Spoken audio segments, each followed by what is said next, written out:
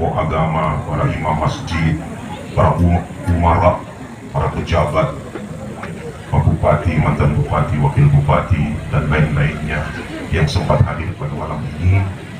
Kemudian tokoh adat, tokoh masyarakat, tokoh wanita, pemuda-pemudi, bapak-bapak, ibu-ibu, jamaah, takziah yang dimuliakan, dicintai oleh Allah Ta'ala.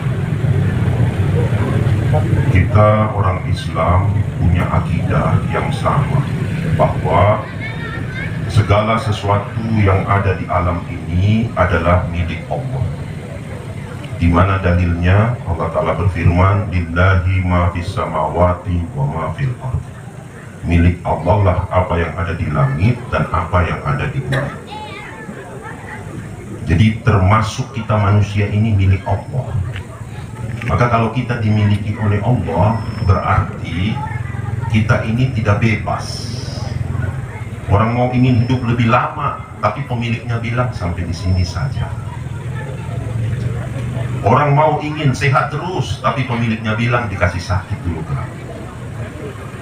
Orang ingin supaya dia mau hidup panjang umur, tapi dikasih waktu batasan 60-70 tahun saja. Nah, kita ini orang beriman harus percaya dengan apa yang Allah tentukan. Ada hikmahnya, ada kebaikannya untuk kita, keluarga yang ditinggal, khusus bagi keluarga yang ditinggal oleh almarhum. Apa hikmahnya? Hikmahnya adalah di depan mata kita bahwa kematian itu memang ada. Bukan hanya teori kullu nafsin za'iqatul maut, bukan. Di depan mata orang yang berpuluh tahun sama kita, masak di dapur untuk kita anak-anaknya, kasih mandi kita waktu masih TK, SD, SMP, dia siapkan sarapan untuk kita. Waktu masih bayi, tengah malam dia baru tutup mata, waktu mami udah menangis, anak bangun lagi dia. Lihat kasih ibu, kasih sayang ibu tidak bisa dibayar dengan apapun. Tapi karena pemiliknya, penciptanya memang maunya, bukan maunya kita lebih lama lagi, tapi mau penciptanya, pemiliknya, yang saya jadikan sebagai hambaku untuk mengurus kalian wahai anak-anaknya. Sekarang waktunya sudah saya panggil dia. Maka kita menerima takdir Allah yang berlaku. Itu takdir, jangan kita sangka nanti ada bumi baru ada takdir. Belum ada bumi, belum ada langit, sudah ada takdir. Dalam hadis Bukhari dikatakan 50.000 tahun sebelum Allah ciptakan langit dan bumi, sudah Allah takdirkan segala sesuatu. Kataballahu maqadiral khalaqi qabla an yakhluqas samawati wal arda bi 50 alf sana. Allah telah tetapkan takdir setiap makhluk 50.000 tahun sebelum Allah ciptakan langit dan bumi. Belum ada apa-apa, cuma pena saja itu, kalam. Ada surah di situ dikatakan kalam, pena. Dalam hadis dikatakan uktub ya kalam, hei pena, tulislah. Itu pena bicara, itu pena dari cahaya. Panjangnya 1 tahun perjalanan. Ma'aktubu ya Rabbi. Bangun itu kayak ini, apa nih tulisiku? Saya Moledo, mungkin di sini orang lain, tapi paham semua. Apa yang saya mau tulis? Itu pun apa nih tulisiku? Apa yang saya mau tulis ini? Apa Allah bilang? Uktub kulla kain. Tulisi pula. Kau tulis semua kejadian peristiwa ila yaumil qiyamah, sampai hari kiamat. Itu pena bergerak. Itu pena bergerak dengan perintah Allah, dengan maunya Allah, ketetapan Allah. Termasuk hamba ini lahir di sini, nanti umur 7 tahun, bapaknya bawa dia keluar kampung, hijrah dia. Orang dari Sidrap datang di Palu, orang Palu pergi ke Kalimantan, tinggal di pulau sana. Nanti setelah 30 tahun di sana pulang lagi ke Palu, kembali lagi ke Pantai Barat. Nanti dia umur 60 sudah mulai sakit-sakitan. 5 tahun saja dia, itu sudah ada di Lauhil Mahfuz. Nanti dia makan ini hari ini, besok sudah ada itu. Sampai Nabi bilang begini, lan tamutan nafsun hatta tastakmila rizqaha.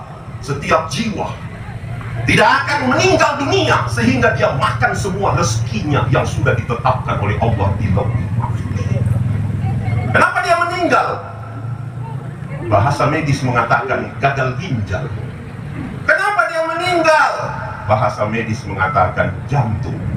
Kenapa dia meninggal? Ditabrak mobil. Kenapa dia meninggal? Terselum listrik. Ini bahasa-bahasa zahir semua. Hakikatnya yang bilang ini ahli ma'rifat, tidak ada kalahkan ma'rifatnya Rasulullah Sallallahu Alaihi Wasallam. Yang paling kenal Allah adalah Nabi Muhammad. Jadi kalau ada orang tidak ikut Nabi Muhammad Sallallahu Alaihi Wasallam, dia tidak bisa kenal Allah. Orang kalau tidak kenal Allah tidak bisa dekat dengan Allah dia. Jangankan kita, Imam Syafi'i sendiri bilang, ya Muhammad anta babullah, wahai Muhammad kau adalah pintunya Allah. Siapa yang masuk ketemu penguasa harus lewat pintu. Penguasa alam, pintunya kau wahai Muhammad. Siapa yang tidak dengar kata-katamu, tidak ikut langkahmu, tidak ketemu penguasa alam dia. Pintunya cuma kuning wahai Muhammad. Jadi kita ini ikut kata-kata Nabi Muhammad. Dia ahli ma'rifat, paling tinggi ma'rifatullah sudah ini Nabi Muhammad SAW. Sudah paling kuat tarikatnya dia ini sudah Nabi Muhammad SAW. Jalannya, tariknya ini Rasulullah. Kenapa? Paling menjaga syariat Allah, paling kenal sama Allah. Nabi jawab begini, lan tamutan nafsun hatta tastakmila rizqaha. Lihat bahasanya Nabi Muhammad. Tidak mati manusia kecuali dia makan semua rezekinya yang Allah sudah catat untuknya. Jadi sudah habis jatahnya orang, habis kehidupannya di dunia. Di mana dicatat? Dicatat itu belum ada langit sudah dicatat, rezekinya orang sudah Allah catat. Jangan kita tertipu dengan yang nampak. Oh, ladangku yang jatah hidup. Jangan. Ladang itu namanya kita manusia, ahli sunnah wal jamaah, ikhtiar. Jangan kita bilang daganganku ini yang jatah hidupku. Jangan. Silahkan berladang, silahkan berdagang, tapi hati jangan dipersilahkan untuk mencintai ladang dan dagangan. Hati jangan tawakal sama ladang dan dagangan.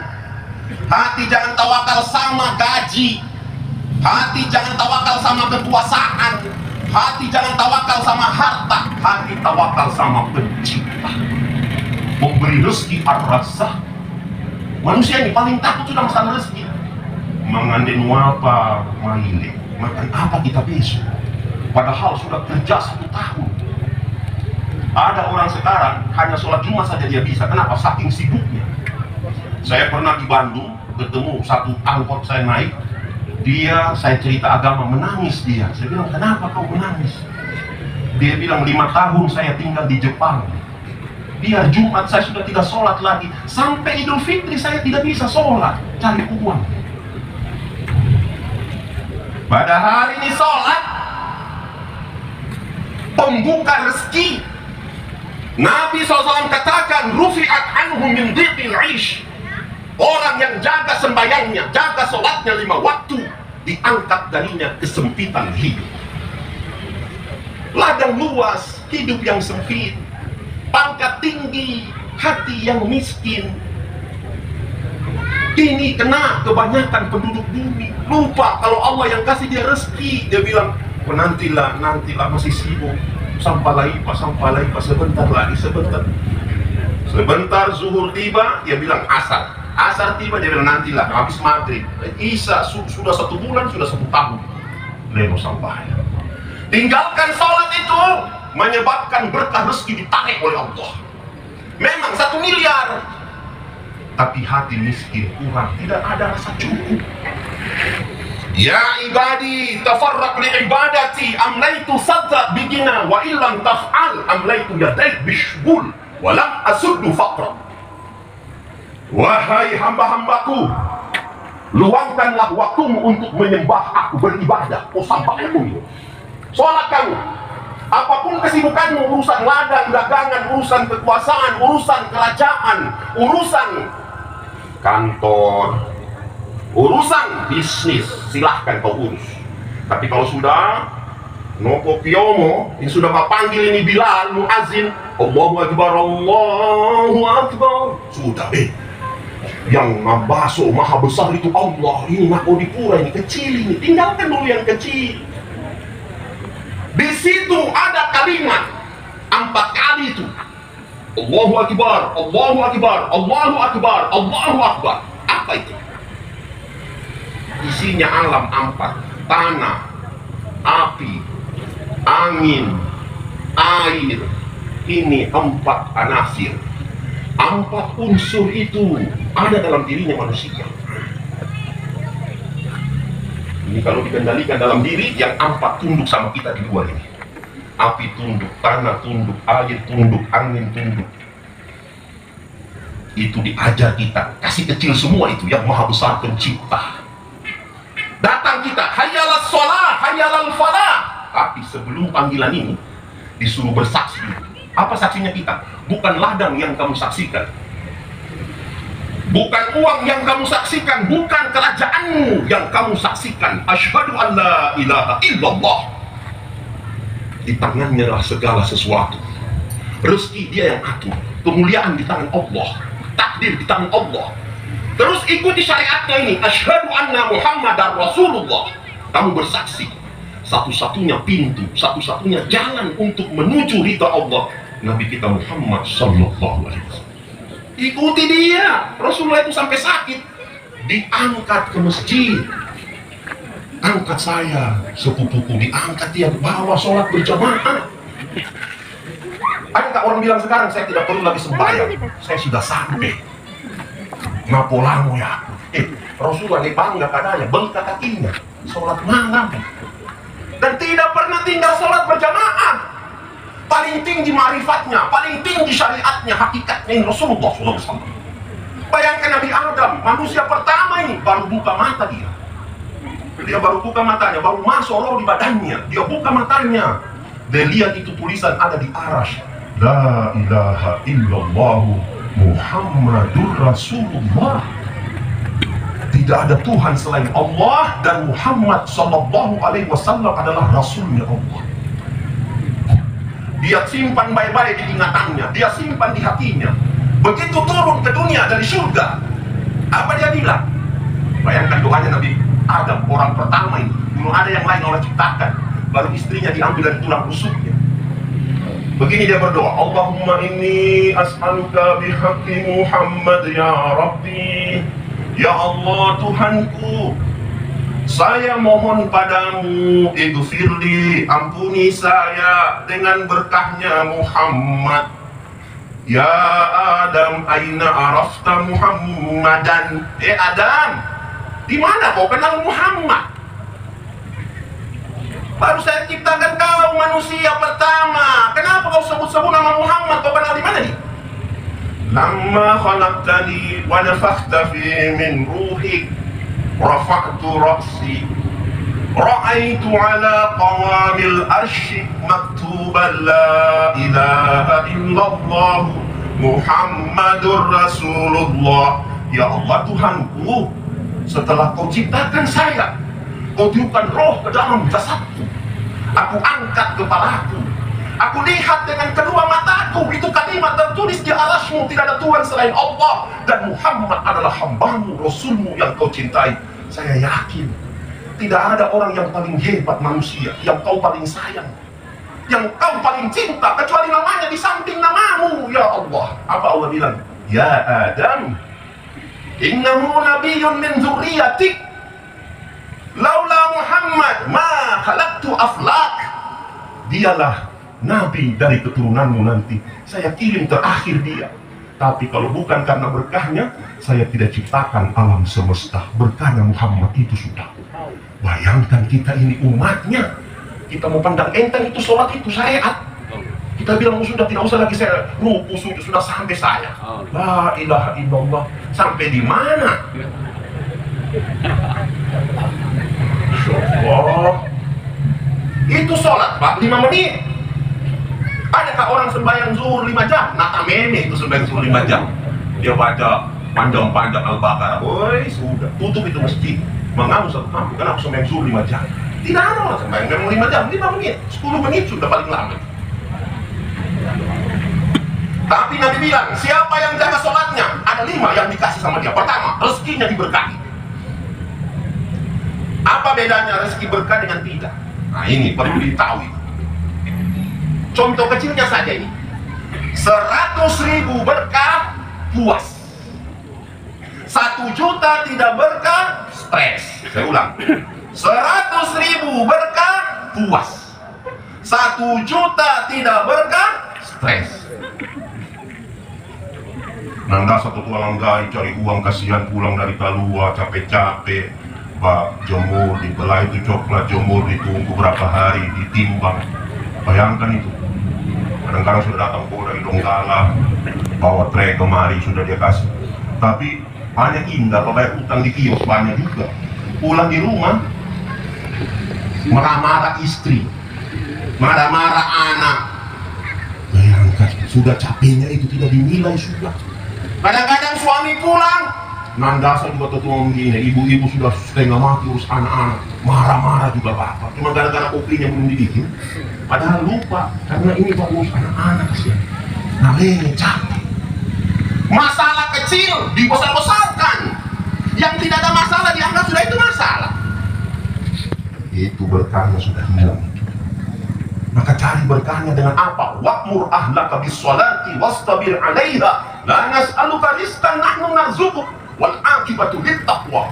Perintahkanlah keluargamu untuk mengerjakan sholat wahai Muhammad. Suruh semua istrimu, anakmu, sampai apapun sholat. Kami tidak minta rezeki, tapi kami yang kasih rezeki sama kamu. Ini masalah rezeki Pak. Kebanyakan kan orang stres masalah rezeki ini, takut, panik. Jangan takut, jangan panik. Anjing saja Allah kasih, babi saja Allah kasih. Tahu berapa banyak? Mana banyak manusia dengan hewan ternak, mamalia? Tahu hewan mamalia itu hewan yang menyusui. Manusia jumlahnya di dunia ini berapa sekarang? Coba statistik menyatakan jumlah manusia yang sekarang ini 8 miliar. Berapa? 8 miliar. Kalau mamalia, hewan mamalia berapa?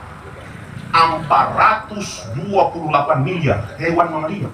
428 miliar, mau hampir 500 miliar banyaknya itu. Sapi, kambing, kerbau, banyak hewan. Mana besar perutnya manusia dengan sapi?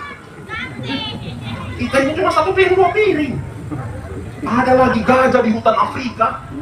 Bayangkan dia makan itu. Di laut itu, ikan, berapa banyak ikan? Peneliti membuat penelitian. Jumlah ikan di laut yang ada itu masih hitungan kasar, hampir 4 triliun. 4 triliun. Banyak itu. 4 triliun banyaknya. Hari-hari Allah kasih makan itu ikan. Ada ikan besarnya, dia kalah ini tenda, 10 kali besarnya ini tenda. Masuk semua di perutnya. Allah kasih makan, Allah handle rezeki. Burung, berapa banyaknya burung? Subhanallah. Itu burung barangkali kurang lebih hampir 600 miliar. Sedangkan itu serangga. Oh, serangga tidak bisa dihitung. Ini apa namanya ini, nyamuk, apalagi ini laron, lale, serangga semua itu jumlahnya 10 kuintiliun, di atasnya bilion lagi. Bukan miliar, bukan triliun, di atasnya lagi. Nolnya itu 28. Nah dia itu. Gunung di rumah kita ini saja berapa serangga? Di rumah tetangga, di kampung ini, di dusun sana, di provinsi ini, berapa serangga bisa ada yang itu? Allah kasih makan semua. Kita cuma 3 orang di rumah, 2 orang stres. Mau ngambil makan lagi rai. Saya tidak mau sembahyang, nanti kaya baru mau sembahyang, nanti kasih kaya baru saya. Ada orang di Jakarta begitu dia bilang sama saya, gak usah suruh saya sholat, nanti saya kaya baru saya sholat. Saya bilang kapan kok kaya? Mau tahu takdirmu kaya? Kami kaya ini biar orang capek kepalanya di bawah, kaki di atas. Saya juga belum temukan juga orang kaya. Masih kerja juga orang, biar uangnya sudah ratusan miliar, Pak cari dulu. Tidak ada berhenti. Ini sebenarnya kaya relatif. Jangan hanya kita lihat uang, tanah, ini hati ini penting. Itu sudah hadis tadi. Kalau kamu menyembah aku masukkan rasa kaya di hatimu, rasa cukup, rasa puas. Itu yang penting. Saya kasih tahu sama Bupati Pasangkayu, saya bilang, Pak, yang kita mau tuntaskan bukan kemiskinan saja, rasa miskin itu perlu dituntaskan juga. Dia bilang, bagaimana caranya itu? Ini formulasinya ini. Nabi Muhammad ini yang dia bawa sama masyarakat Madinah. Tuntaskan rasa miskin dengan ajak masyarakat untuk mendekatkan diri pada Allah. Berladang silakan, berdagang silakan, berkantor silakan. Tiba waktu azan, sholat. Bapak punya kekuasaan, suruh ASN-nya semua, suruh bawahannya, kepala dinas suruh sholat semua. Nanti Allah buka berkah, Allah kasih masuk rasa kaya. Bayangkan ini orang, Masya Allah, orang Islam hari-hari di rumahnya baku caci maki, tidak bisa dihitung. Dia kalah Ukraina dengan Rusia, pokoknya itu caci maki jadi kebun binatang rumah itu. Baku bantah cuma masalah sepele. Itu saya pernah buat satu bacaan begitu. Ini sedikit lagi saya sampaikan. Ini mengenai gen laki-laki dengan gen perempuan dalam hal komunikasi. Ada satu universitas namanya Universitas Oxford di Inggrisan, Fakultas Komunikasi. Mereka buat penelitian gen laki-laki kalau bicara paling kuat berapa kata satu hari. Kalau perempuan satu hari berapa kata? Dikirim sampel seluruh dunia, Afrika, Amerika, Asia, Eropa, ditunggu. Datang sudah sampel kemarin. Pertama yang datang sampel laki-laki, dibuka kemarin, sama semua. Satu hari laki-laki bisa bicara 5.000 sampai 6.000 kata per hari. Begitu menyusul datang laporan hasil riset untuk perempuan komunikasi, satu hari dia bisa bicara 40.000 kata. Masya Allah, 10 kali lipat. Tapi jangan dianggap pandangnya itu bagus itu. Bicara kuat itu bagus. Makanya kalau bakalnya dengan suaminya bertengkar, dia sudah tidur tutulangan, dia bicara sendiri, mana sampai subuh, nggak turun tutulangan. Itu kelebihan itu, bukan kekurangan. Kenapa? Yang banyak sama anak-anak ibu. Itu wanita itu sampai Allah puji. Ada surat An-Nisa, adakah surat Ar-Rijal? Tidak ada. Surat wanita ada. Dan Nabi bilang, aku sangat mencintai wanita. Kenapa? Tenaganya mereka itu tidak bisa dibayar dengan uangnya laki-laki. Biar dia kerja 100 tahun, dia bisa bayar pengorbanannya wanita. Makanya tidak boleh dipandang enteng wanita. Istri kita harus disayang. Jangan kita ini sudah makin lama makin tidak bagus sayang. Jangan. Dulu kita bahasa yang sayang waktu cewek-cewek dulu. Macam-macam, kau bagaikan rembulan. Wah, gak ada betul puisi. Begitu sudah ampanannya dia bilang kayak Parunggoni sudah bagus. Tidak boleh dikasih bilang begitu istri. Dimuliakan wanita itu. Apa kata Siti Aisyah? Saya lomba lari sama Nabi Muhammad 2 kali. Dulu saya waktu belum banyak lemak di badanku, saya juara 1. Begitu lemak sudah banyak di badanku, saya juara 2. Bayangkan Nabi Muhammad itu 2 kali dia lomba lari. Saking apa? Romantis, harmonis sama istri. Tidak ada yang kalahkan ini. Penyeru, pendakwah yang hebat itu Nabi Muhammad semua. Tapi dia di luar biasa kayak singa. Tapi di rumah kayak bunga. Enak dipandang mata. Beda orang sekarang, di luar kayak bunga, kagak betul ketemu orang senyum. Begitu di rumah kayak singa. Pokoknya dia mengamuk tiap hari. Maka bawalah sifat sabar, akhlak, jangan salahkan orang. Ini ada cerita Wila Sadindi, kita punya orang tua di sini. Itu dulu kan ada ceritanya, waktu dia tendang batu itu, berdarah kakinya. Apa dia bilang? Bukan dia bilang, wah ngajar kau batu, tidak, dia pegang-pegang begini batu. Nah ini karena salah aku, karena mataku tidak betul-betul balian, saya tendang sudah kau misek, aku hukum. Dia pegang begitu tuh batu, bayangkan. Itu akhlak itu. Salahkan diri sendiri. Anak-anak masih melawan istri, saya kurang berdoa, mungkin saya kurang sedekah, mungkin saya sudah tidak banyak lagi ingat Allah, sampai Allah tegur saya. Maka oleh sebab itulah, ini ada satu hajat besar di depan kita ini tanggal 21, 22, 23, 24 Juli. Pertemuan se-Sulawesi mengajak kaum muslimin untuk memperbaiki diri, mendengarkan nasihat-nasihat para wali-wali Allah akan berdatangan. Tempatnya nanti itu di Talipa. Dulu kan di Pakato, batal gara-gara corona. Tahun ini dipindah di Sulawesi Tengah, di sini diadakan. Yang hadir 26.000 nanti. Jadi bapak-bapak semua diundang, kaum muslimin bisa nanti hadir itu pertemuan itu 21, 22, 23, 24 Juli. Itu umum semua. dari organisasi manapun, gerakan Islam apapun, silakan datang. Karena di sana tidak membahas lagi perbedaan. Orang Islam ini satu perahu semua. Jangan kita saling menyalahkan cuma gara-gara berbeda pendapat sedikit masalah kuno tidak kuno baku musuh. Jangan. Itu ilmu itu. Ilmunya Nabi itu banyak sekali. Ada yang lihat Nabi bakunut, ada yang lihat Nabi tidak bakunut. Itu jadi ilmu. Ada yang lihat Nabi Bismillahnya keras, ada yang bilang Nabi Bismillahnya sil. Itu ilmu semua itu. Jadi kalau ada yang pelihara ilmu, berarti dia pelihara ilmunya Nabi Muhammad. Dihargai. Bukan disalahkan ya, jangan kau beda dengan saya. Lain masjidku, lain masjidku. Perahumu. Gimana perahu banyak? Satu perahu saja kita ini. Nabi sendiri bilang, orang Islam itu satu perahu semua. Masalu qaumin fi hududillah wal baqi fiha kamathali qaumin istahamu ala safinah. Permisalannya umatku, satu perahu semua. Cuma beda, ada yang di atas, ada yang di bawah. Yang di atas adalah yang taat, yang di bawah yang ingkar. Yang di atas rajin sholat, yang di bawah tidak sholat. Yang di atas sering ibadah, yang di bawah suka minum khamar. Yang di atas selalu baca Quran, yang di bawah selalu dia menjudi. Yang di atas orang yang selalu berzikir, yang di bawah ini selalu mengambil haknya orang. Di bawah semua. Apa Nabi bilang? Orang di bawah itu sedang lubangi perahu. Kalau dia lubangi perahu, kamu biarkan. Yang di atas lihat orang kasih bocor perahu, dia bilang, tidak usah ditegur, biar saja. Kan bukan kita yang kasih bocor. Memang bukan kau yang kasih bocor, tapi kau sudah bocor itu, naungan juga kamu di atas itu, tenggelam juga kamu. Karena apa? Satu perahu. Apa perahunya kita? La ilaha illallah Muhammadur Rasulullah. Ini perahunya orang Islam. Cuma ada yang belum taat. Nah, yang belum taat itu kita dekati, kita ajak. Jangan kita bilang biarkan saja. Kalau azab datang, kena juga kita. Adapun perbedaan itu cuma kayak kamar saja. Mazhab Syafi'i, Maliki, Hambali, Hanafi itu kayak kamar. Coba lihat kapal itu, pelni. Kamar kelas 1, kelas 2, begitu itu cuma kamar saja. Cuma umat Islam ini yang taat dengan tidak taat. Yang tidak taat kasih bocor perahu. Berapa persen orang kasih bocor perahu sekarang, Pak? Yang tidak sholat 80% kasih bocor perahu semua. Kebanyakan begitu, mesti tidak ada orang, hanya 20 orang, 15 orang. Nah, itulah perlunya ada silaturahmi dakwah. Itu di Taipan nanti diajak orang Islam bersilaturahmi dan disebarkan rombongan-rombongan dakwah.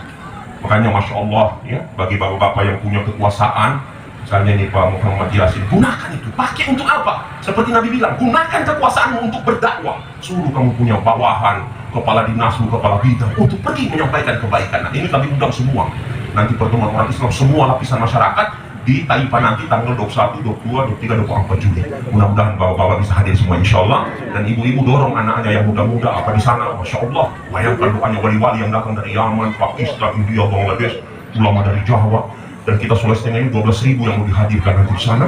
Dan dari Sulawesi Selatan sudah ada berita mau 4.000 mereka mau datang dari macam-macam sudah orang mau datang di sana. Mudah-mudahanlah dengan adanya pertemuan ini rahmat Allah turun di tempat kita dan sebab datangnya berkah dan hidayahnya Allah. Amin. Dan bagi keluarga yang ditinggalkan, teruskan doa. Kalau bersedekah niatkan untuk almarhumah, kasih makan orang satu gelas aja kita kasih minum orang, kita niatkan untuk almarhumah, Allah kasih pahalanya sampai sama dia. Semoga Allah Ta'ala ampuni beliau dan masukkan di surga Firdaus insyaallah. Subhanakallahumma bihamdika asyhadu an la ilaha illa anta astaghfiruka wa atubu ilaik. Assalamualaikum warahmatullahi wabarakatuh. Waalaikumsalam.